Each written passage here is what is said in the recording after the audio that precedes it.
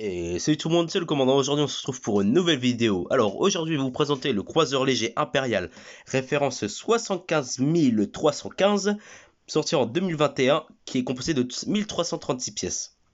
Alors, il est retiré de la vente. Avant, il coûtait une centaine d'euros, je crois. Voilà, comme les gros vaisseaux de ce genre. Toujours une centaine d'euros.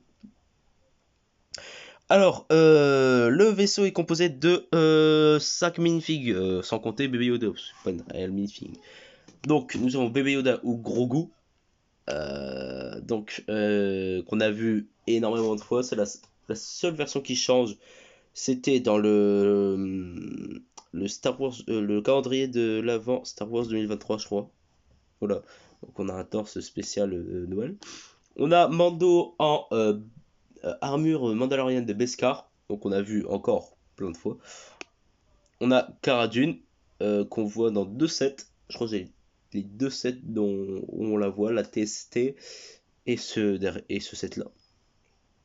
On a Fennec Shand qu'on voit aussi dans deux sets, dans le 30 de Boba Fett et dans celui-ci. Alors dites-moi si je me trompe, mais je crois qu'on la voit que dans deux sets.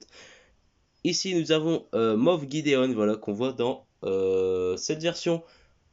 On la voit dans un set, donc celui-ci, et on a la nouvelle version de la saison 3 qui est disponible dans un set. J'ai oublié le nom.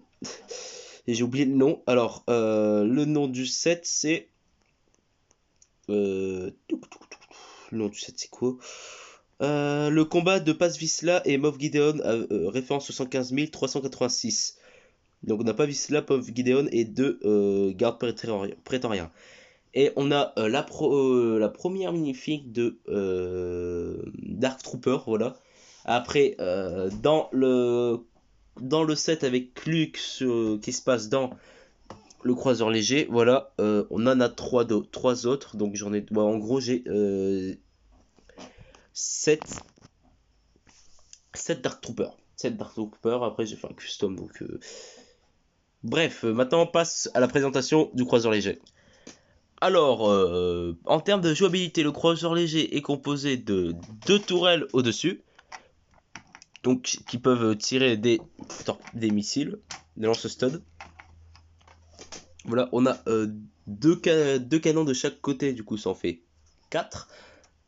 Donc on peut les bouger juste vers le haut et vers le bas, alors qu'on peut les baisser jusqu'à 95 degrés, je dirais, et tourner, les lever, je veux dire, et tourner à 360 degrés. Donc, je trouve que sur cette partie, Lego a fait du bon boulot. Donc l'avant, je trouve que Lego a fait du bon boulot. Je trouve qu'il est assez ressemblant. Dites-moi votre avis, mais juste à part les tourelles, mais encore c'est parce que comme c'est la jouabilité. Donc ici, on a un truc pour lancer des TIE. Donc, je vais vous faire une démonstration très simple. Hop, on met le TIE là. Et le truc est à l'intérieur. Du coup, il faut que j'ouvre. Donc, on va ouvrir pour présenter à l'intérieur. Donc ici, on a le petit truc pour lancer le TIE.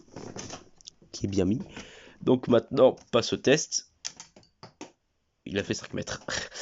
Même pas 5 mètres, 1 mètre. Donc ici, nous avons l'intérieur du vaisseau. Alors, donc la partie là, elle est pas très belle, hein, mais bon, normalement, on ne devrait pas la voir. On s'y intéresse pas trop. Donc ici, on a deux panneaux de commande de chaque côté. Deux panneaux de commande là, avec des caisses normalement, mais que j'ai peut-être retiré. Une table holographique, voilà. Donc c'est la passerelle de commandement du croiseur léger. Donc je trouve que j'aime bien, voilà. J'aime bien parce que je crois que c'est le seul, dites pas si je me trompe, mais je crois que c'est le seul set où on a que la passerelle de commandement à l'intérieur. D'habitude on a juste par exemple pour les croiseurs stellaires, les Star Destroyer, excusez-moi, on a une passerelle, un petit truc nul pour faire la passerelle de commandement. Alors que là on a vraiment que la passerelle. Après on voit que ça du vaisseau, donc bref, moi je sais pas si c'est parce que j'avais mal construit au début, mais les parties là, les panneaux là, ils sont enlevés.